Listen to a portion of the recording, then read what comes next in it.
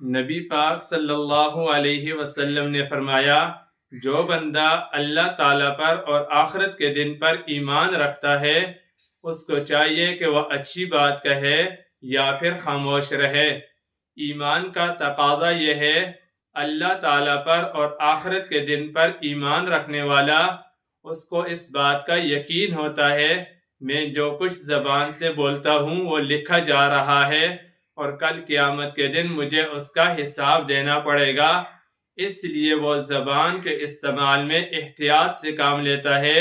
زبان سے اچھی بات بھلی بات کہتا ہے جس کا دینی یا دنیاوی فائدہ ہو، یا پھر خاموش رہتا ہے تاکہ زبان کبیرہ گناہوں سے بچی جا سکے جس میں جھوٹ، غیبت، بہتان، الزام تراشی، چغلخوری جیسے گناہ شامل ہیں۔ اللہ تعالی ہم سب کو عمل کرنے کی توفیق عطا فرمائے۔